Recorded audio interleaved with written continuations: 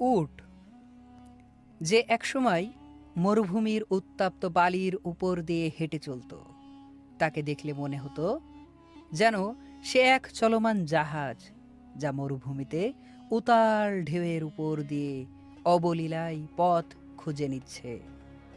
এই জাহাজটি কোনো সাধারণ জাহাজ নয়, বরং তার প্রতিটি অঙ্গ প্রত্যঙ্গ যেন মহান রবের এক অনন্য সৃষ্টি, যা তাকে এই প্রতিকূল পরিবেশে বেঁচে থাকার জন্য নিখুঁতভাবে তৈরি করেছেন। উট যখন দীর্ঘ মরুযাত্রা বের হয়, তখন কুজ থেকে শক্তি পায়। অনেকেই ভাবে কুজে বুঝি জল জমা থাকে, কিন্তু আসলে তা চর্বি দিয়ে গঠিত। এই চর্বি বিপাক প্রক্রিয়ার মাধ্যমে তাকে শক্তি যোগায় এবং মরুভূমির তীব্র গরম থেকে শরীরকে বাঁচায়। আর জলের জন্য সে একবারে প্রচুর জল পান করে এবং সেই জল শরীরের ভিতর বিশেষ উপায়ে সংরক্ষণ করে রাখে।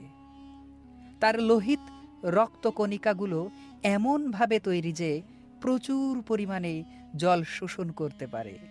এছাড়াও তার শরীর ঘামের মাধ্যমে জল অপচয় করে না, যা তাকে দিনের পর দিন জল পান না করলেও চলতে সাহায্য করে। মরুভূমির ধূলিঝড় থেকে নিজেকে রক্ষা করার জন্য তার চোখে দুটি বিশেষভাবে তৈরি।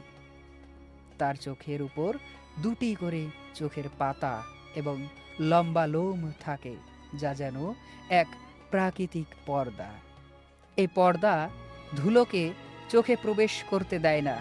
আর চলার জন্য তার পায়ের নিচের অংশ চওড়া ও নরম প্যাডের মতো, যা বালির উপর সহজেই চলতে সাহায্য করে। এই প্যাডগুলো তাকে বালিতে দেবে যাওয়া থেকে আটকায়। উট এমন সব কাঁটাযুক্ত গাছপালা খেতে পারে যা অন্য কোনো প্রাণী কল্পনাও করতে পারেন না। তার মুখের ভেতরের অংশ এত শক্ত যে কাঁটা থেকে সহজেই মুখ রক্ষা পায়। এমনকি তার নাসরন্ধ্র সংকুচিত করার ক্ষমতা রাখে, যা বালু ও ধুলাকে ফুসফুসে প্রবেশ করা থেকে আটকায়।